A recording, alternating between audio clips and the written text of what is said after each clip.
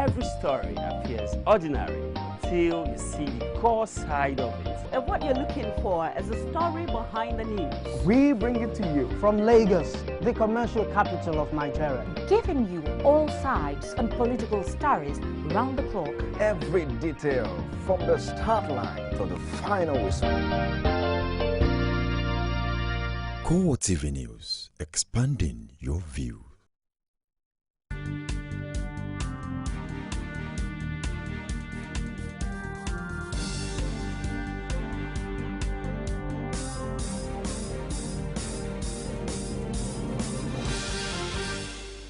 A very good evening to you and welcome to CoreTV Primetime News. I am Nena Nyama. In our major news tonight, President Muhammadu Buhari's ordered relief package made available to all farmers affected by flood across the nation as Nigeria joins the world to celebrate World Food Day.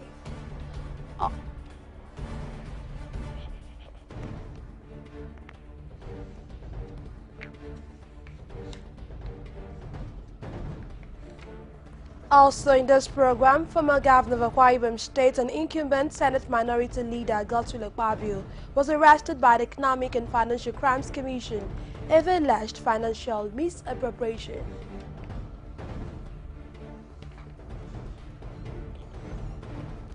Drama as Ekiti State Governor Ayodele Fayose arrested an official of the Federal Road Safety Corps (FRSC) for driving against traffic.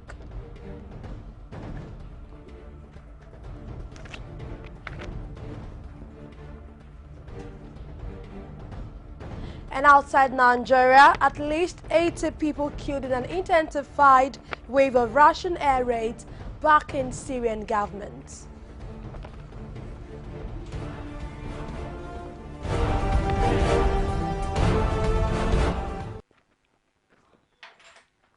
Thank you so very much for joining me tonight. As Nigeria joins the international community to celebrate World Food Day, President Muhammadu Buhari has ordered that a relief package be made available to all farmers affected by flooding across the nation. Permanent Secretary in the Ministry of Agriculture and Rural Development, Sani Echono, revealed this at a commemorative event to celebrate the day in Abuja.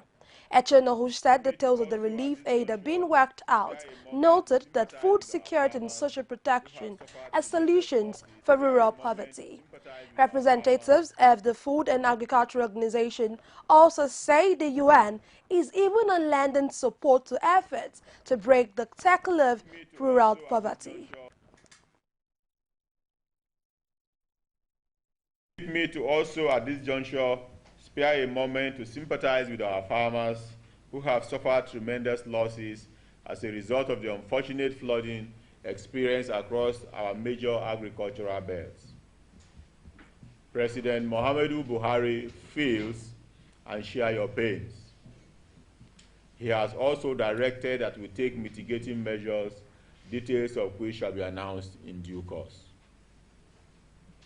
We shall also be promoting climate-smart agriculture to increase the use of flood-resistant and early maturing varieties of seeds, adoption and use of organic nutrients including fertilizer, provision and greater use of irrigation facilities, as well as mechanization. Social protection allows poor people and vulnerable households to have a longer time horizon, offering them hope and ability to plan for the future. And far from creating dependency, the evidence shows that social protection increases both on-farm and non-farm activities, strengthening livelihoods and lifting incomes. Social protection also fosters more investment in education and health of children, and also reduces child labor. Nigeria will soon expand its diplomatic relationship with Ukraine, exploring new areas of mutual benefit to both countries. This indication was given by Vice President Yemi Osinbajo while receiving the Ukrainian ambassador Valery Alexandruk in his office at the presidential villa. Oshibajo hinted that the Buhari administration will be interested in working with Ukraine in the areas of agriculture and steel sectors, besides the ongoing cooperation in education.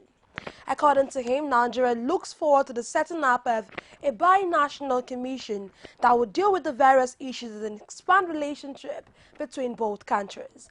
The Vice President expressed Nigeria's gratitude to Ukraine for its support in the areas of security, including in the fight against insurgents. The Court of Appeal is fixed October 19 to deliver judgment on the appeal filed by Senate President Bukola Saraki challenging the legality of his arraignment at the Code of Conduct Tribunal. Justice Moa Dumen fixed the date after hearing the final brief of arguments from counsel to all the parties in the suit. Earlier, the counsel to the appellant, Joseph Daudu, had argued that the tribunal was wrong in assuming criminal jurisdiction against the Senate President when it was not a superior court of record. He therefore urged the appeal court to nullify the precedents of the tribunal against Saraki and to also set aside the criminal charges filed against him by the federal government for being illegal and unlawful. In opposing the submissions of Saraki's counsel, Rotimi Jacobs, representing the federal government, demanded that the case be dismissed for lacking merit. Before adjourning for judgment, Justice Adumen struck out an application by Saraki for a stay of further proceedings at the tribunal on the ground that the event has overtaken it with a hearing of the substantive matter. The Kaduna State Governorship Election Tribunal on Thursday upheld the election of the governor, Nasir El-Rufai, of the All Progressive Congress. It dismissed the petition filed by the All Progressive Grand Alliance candidate, Polycarp Danladi, on the grounds that it lacked merit. Delivering judgment, which lasted for more than 7 hours, the tribunal chairman, Justice Adebayo Adebara, said the counsel to the petitioner failed to prove his case. Our correspondent Amina Nebi has more in his report presented from our studios. Supporters of Governor Nasir El-Rufai and the petitioner Polycarp Danladi of Abga had waited anxiously for the tribunal to deliver a ruling. The session was initially billed to begin at 8 a.m., but it did not begin until 2 p.m. Officials of the Kaduna government gave an insight into effort they had put in place for a peaceful atmosphere. We have seen the process, we understand the process, and we are happy with the process. And this is a vindication of what the people of Kaduna State voted for. They wanted Mal Nasir El-Rufai, and they got him, and the court has confirmed it now. The process of the tribunal did not hamper us in any way. We have been on the ground, we will remain on the ground, and we will make sure we fulfill all the promises we have made to the people of Kaduna State. After the ruling, which lasted about 6 hours, lawyers from the two sides had their say on the tribunal's decision. Judgment is a dividend of democracy. Our democracy is not only being tested in the field, it has been tested and confirmed in the courtroom. Well, you can see from the nature of the proceedings, we had initially even wanted to terminate the petition from the beginning. So, from the onset, we were never afraid. The governor was at peace, and we knew from the beginning that this is what the judgment will be. First of all, I must concede it was a very researched judgment. It was based on the tribunal's perception of the issues before it and the evidence before it. Obviously, we will always have issues with a judgment like this. We witnessed there was a cancellation of almost 200,000 votes, over 200,000 votes in 7 local governments. You can imagine what that says for the whole election process. The 3-man panel had claimed that the petitioner had not provided enough evidence to prove his allegations of electoral malpractice and irregularity. And although the tribunal didn't grant the Abga candidate's plea to nullify the election because of exclusion and falsification of election results, it cancelled results in some wards of the 7 contentious council areas.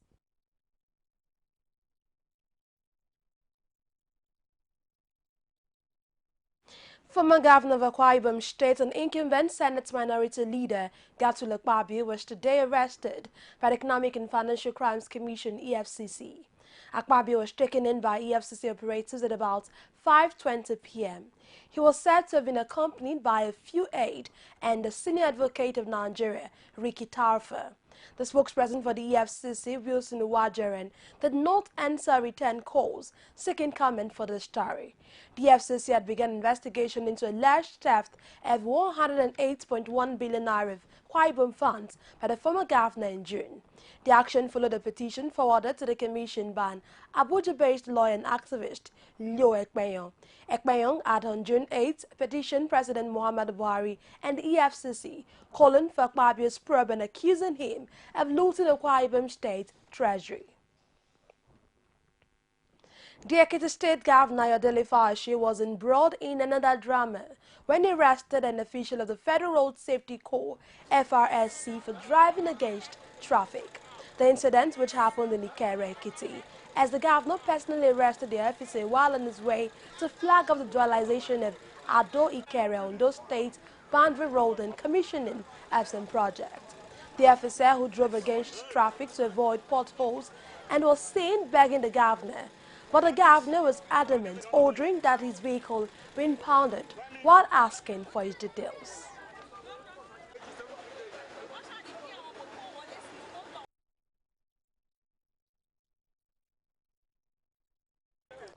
We'll take a break now, return with more stories. Just stay with us.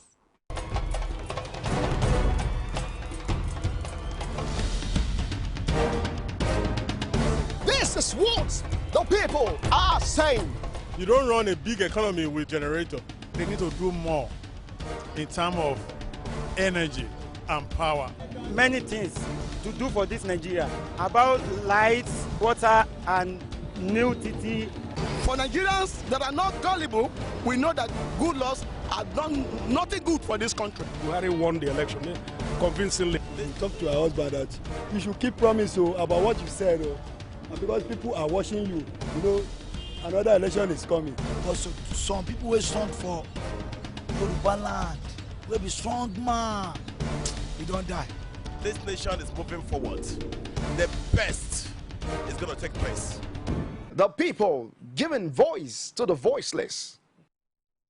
Some pundits believe that as long as the political system is driven by selected few, corruption may be difficult to fight. Be careful about what you say. I am not the only politician. Even if I've wronged anyone, it's time to forgive me. Please for Arena every Sunday at 9:15 p.m. and a repeat broadcast every Tuesday at 1:30 p.m.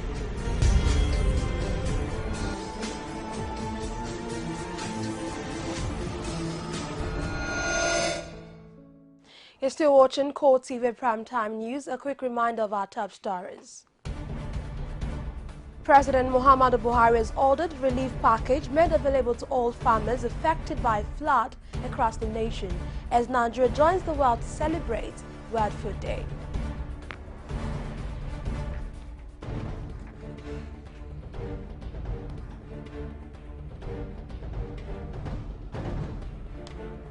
Also in this program, former Governor of Akwa Ibom State and incumbent Senate Minority Leader Gatulek Babi was arrested by the Economic and Financial Crimes Commission over alleged financial misappropriation.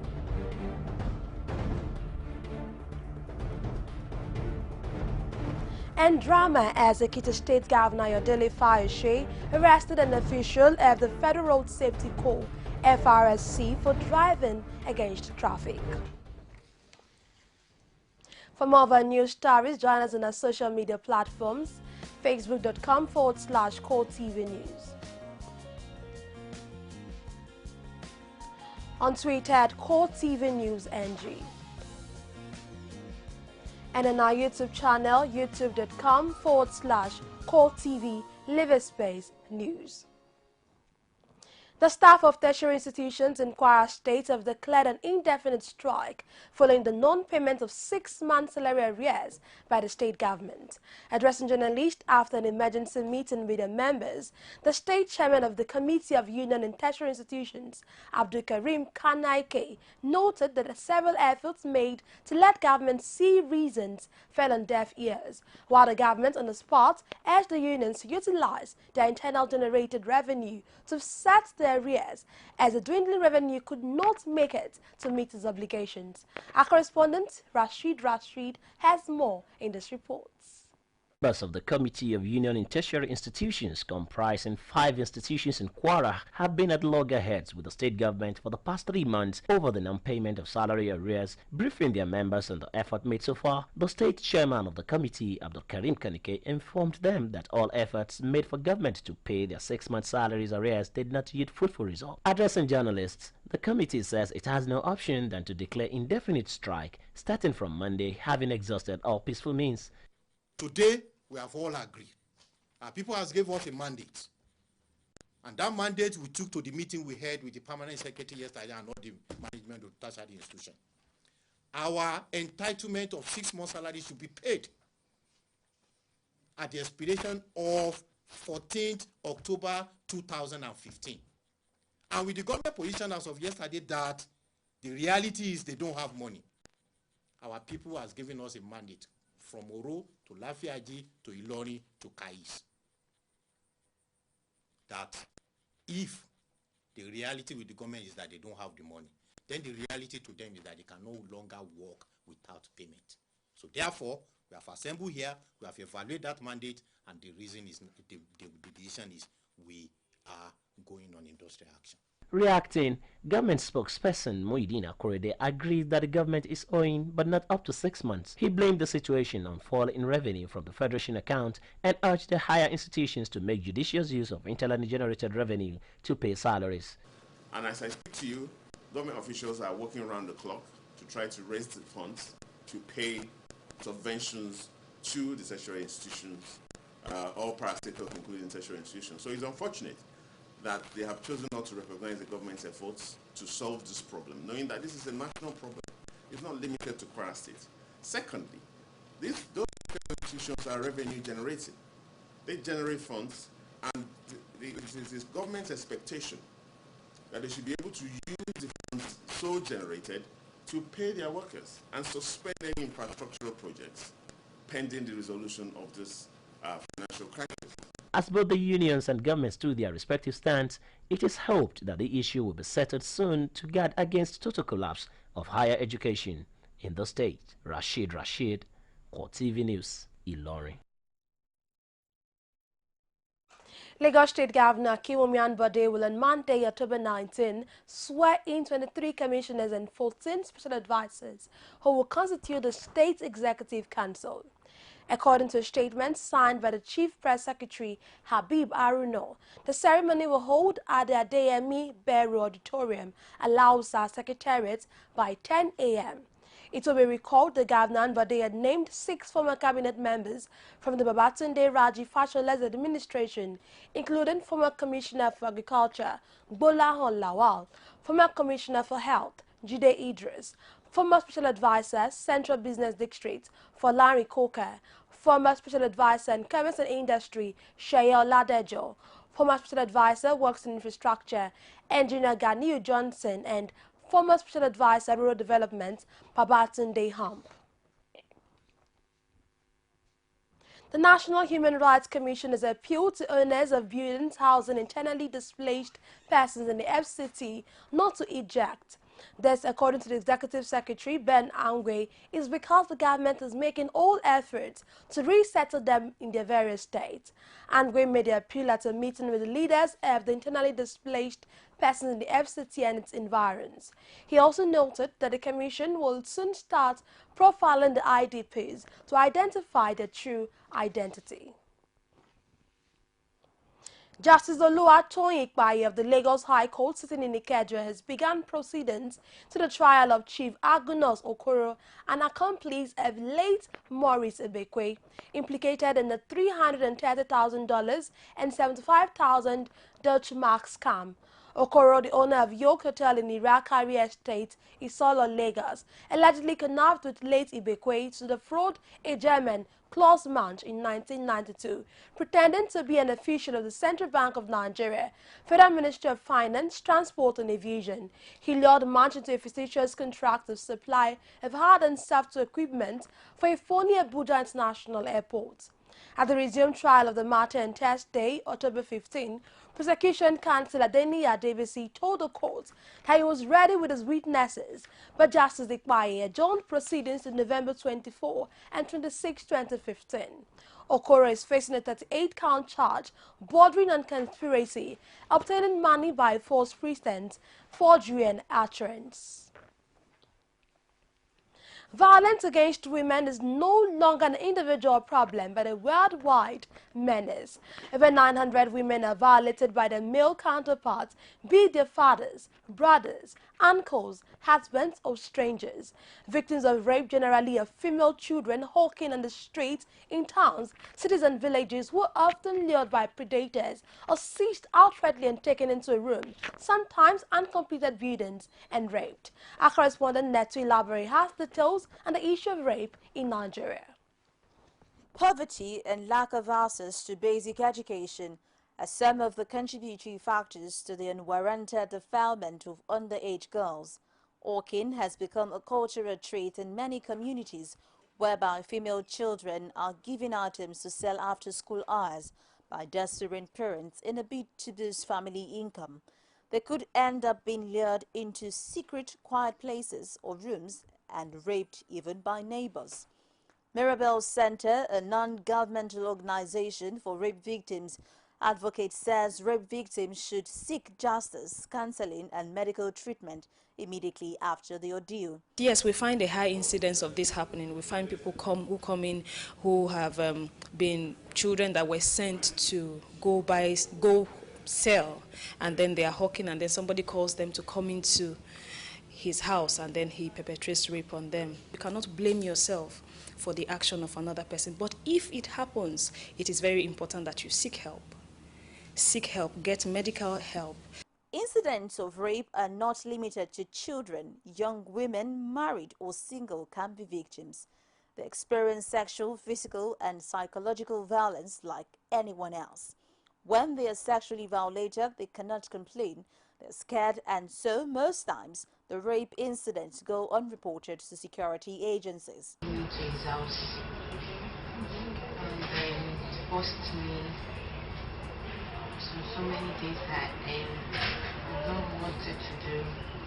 And before I raised an alarm, after everything, people gathered and the police had to intervene. A lot of stigmatization surrounds the issue of rape. There is the fear of being blamed, the fear of not being believed. So that is what, in most cases, makes people not come out to talk about, rape when it has happened, because they fear that they might not be believed, they might be blamed for what has happened. So why go out to be blamed? You have been victimized. Some men believe having sexual intercourse with underage girls cure the dreaded HIV/AIDS disease, while some defile these girls for ritual purposes in order to get rich quickly. No, there is no scientific or backing whatsoever for that. It's a myth, and it should be discarded because it's just an excuse to perpetrate rape. Just because of the fear of stigmatization, they are scared to actually come out and share their experience with people, because they believe that people are just going to be, look at this person was raped. So we should change our perception. We should be able to accept whoever must have gone through any kind of situation. We should be able to accept them and try to help them to pass through that horrid experience. Many young men rape children, mothers and even grandmothers who are between 70 and 80 years, and such have become rampant in recent years. As a society lost its moral bearing because of materialism, it is hoped that this unscrupulous act will be reduced drastically. We'll be back with more stories on business and foreign news after this break. Just stay with us. Is it warocracy or autocracy? Or what type of crazy is that? Except crazy. News making the headlines. That career is to carry criminals, treasure looters that are in government today. Sometimes it gets confrontational. Slap you in the face. They don't put words into my mouth. Whatever it is that will bring our military to disrepute, I said to hell. On Core Digest, I want to know why I should be believing them. Every weekday, we bring all of these together and take them to the court of public opinion. Everybody have the right in Nigeria. Where you are the judge. You can now watch CoreTV News live from anywhere in the world on our website www.coretvnews.com. Click on Live TV on our website and watch us live. And welcome to CoreTV Primetime Days. To follow us on Twitter, click on Twitter icon on our website. On Facebook, click on the Facebook and YouTube to see all our previous news production. You can also watch us live on YouTube. Click CoreTV, leave a space, then news. CoreTV News, a 24-hour news station.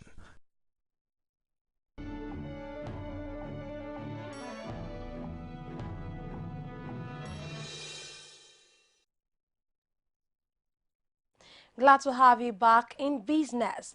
The debt management efforts has assured Nigerians that the economy is not on the verge of collapse in spite of the high domestic and external debt profile. The Director General Abraham Kwankwo said at the one-day workshop in Kaduna that the economy is resilient and diversified. Amina Nebi has more in this report presented from our studios. The one-day sensitization workshop, which had a number of students in attendance, has a theme understanding public debt management, but the main focus here is the economy. Director General of the Debt Management Office, Abraham Uwakwo, argued that the economy is becoming more robust under the present administration. He also solicited cooperation for President Muhammad Buhari to enable him achieve the desired change. Speaking on the debt owed by the Nigerian government, he emphasized that what matters most is for the resources to be used to encourage growth, development, as well as generate employment and reduce poverty. The Debt Management Office encourages all stakeholders, all Nigerians, to be interested in Nigeria's public debt management activities. Therefore, when we get comments or there are controversies about public debt management, we do not take it in a bad light because we want people to be interested. One of the participants at the event had this to say on the issues discussed. So the National Assembly approved that we should issue Eurobonds, let me be specific, because that is a language, not just borrow. Issue a Eurobond for up to $1 billion. Okay, so, and it was for infrastructure, specifically power. Okay, so that money was to finance specific projects in the power sector. For reasons of disclosure, I may not be able to say this now, but even those projects were approved before they were funded from that Eurobond. The workshop was designed to enlighten students on the management of Nigeria's debt profile as an asset for growth, development, and poverty reduction. The Acting Director General of Nigerian Maritime Administration and Safety Agency, NIMASA, Aruno Babajaro, has reiterated the agency's commitment to collaborate with the Nigerian Customs Service to ensure seamless trade facilitation in Nigeria. Jaro said this when the Controller General of Customs, Colonel Hamid Ali, retired, led members of the Customs Management to NIMASA on a familiarization visit in Lagos. The acting DG said the agency has put in place a number of innovations like the satellite surveillance system and committed itself to a number of strategic partnerships with the military to enhance security in Nigerian waterways with the ultimate aim of engendering a friendly business environment. And now to the foreign scene. An intensified wave of Russian air raids back on Syrian government forces have taken a major toll on civilian areas across the provinces of Homs and Aleppo, killing at least 80 people. including women and children, reportedly killed in harms after Russian forces bombed many towns and villages. The Syrian Observatory for Human Rights, a UK-based monitoring group, said the Russian airstrikes hit targets around the town of Tabise, Rastan, and the villages of Taymala, Dakabir, and Lidia, a few miles north of the mainly government-held city of Homs. Over the last few weeks, Russia's military has carried out many airstrikes in a bid to help the government of Bashar al-Assad regain territory after losing the vast majority of the country to opposition groups. 4 Palestinians have been killed and dozens others injured as Palestinians marking a day of rage clashed with Israeli forces and Palestinians in areas across the occupied West Bank, including East Jerusalem and the Gaza Strip. The clashes came as hundreds of residents marched in Gaza City in solidarity with their compatriots in the West Bank, including East Jerusalem. Since the beginning of the month, at least 37 Palestinians, including people accused of attacks, as well as unarmed protesters and bystanders, and 7 Israelis have been killed. Protests against Israel's ongoing occupation of the West Bank, including East Jerusalem and the Gaza Strip, have increased in frequency, while Israeli forces have responded with force, using tear gas, rubber-coated steel bullets, and live ammunition against demonstrators. And now to sports. Our style, that's what he delivered. Here's that ball, storming, Puyol with a flying lead. Bo taking them out in the lead.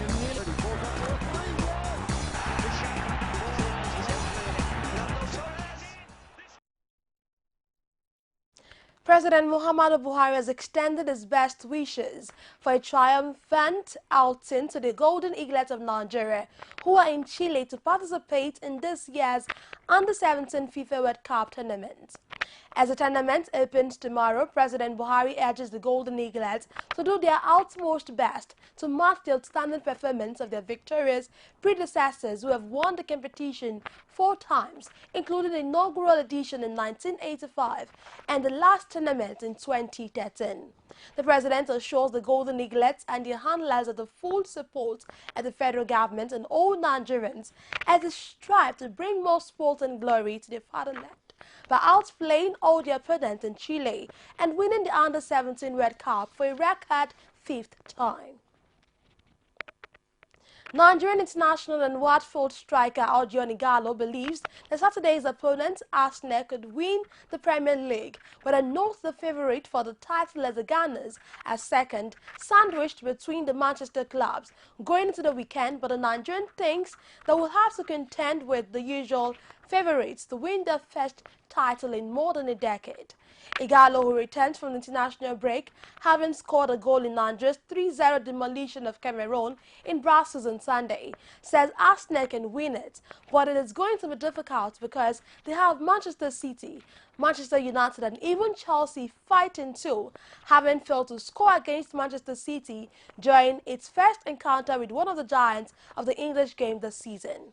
The Nigerian will face Arsenal on Saturday, hoping to reprise the feat of his hero, Samuel Eto'o, against the Gunners during his brief spell with Chelsea. Eto'o opened scoring in that famous 6-0 demolition of the Gunners at Stamford Bridge in March 2014.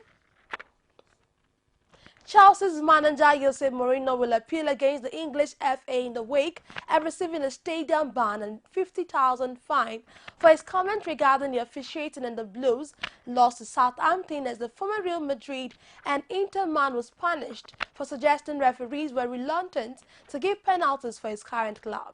Speaking today ahead of the clash against Aston Villa, Mourinho assured he would fight the ban, and he also admitted that his character could make it difficult to one day manage the England national team under FA control, and also said he would work for the people, not the FA. Chelsea have endured an indifferent start of the 2015-16 Premier League, jeopardizing their chances of retaining the title, and Mourinho recognized that perhaps a visit to Stamford Bridge was not as intimidating for other teams as in previous years, and says one thing is to go to a stadium where the percentage of defeats is huge for the away team. There's another where a team goes and they have only won 1 in 4.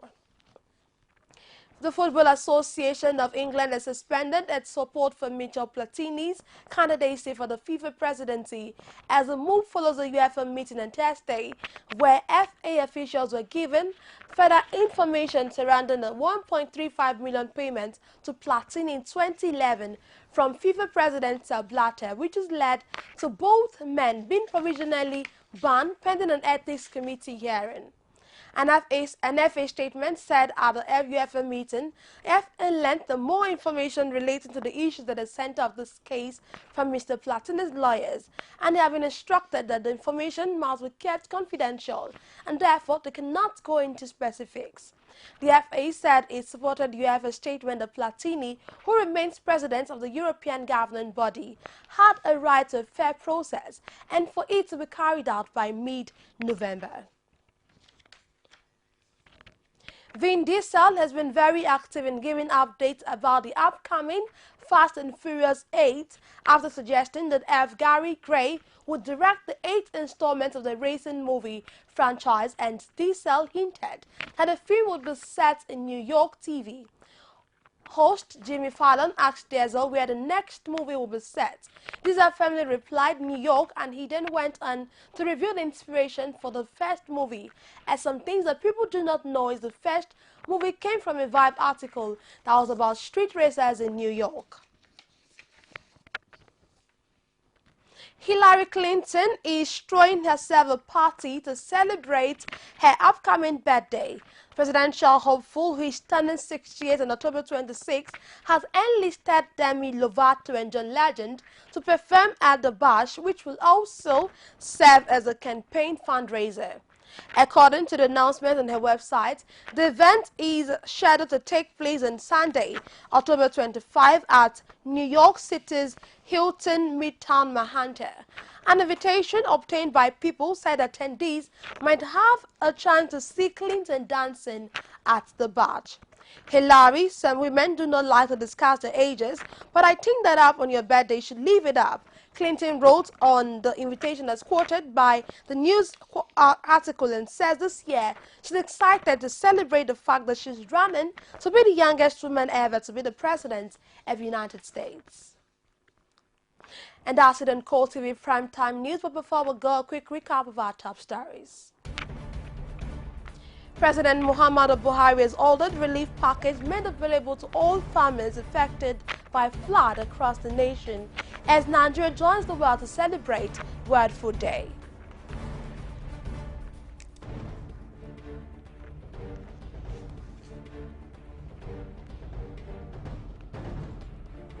Also, former governor of Akwa Ibom State and incumbent Senate Minority Leader Godswill Akpabio has been arrested by the Economic and Financial Crimes Commission over alleged financial misappropriation.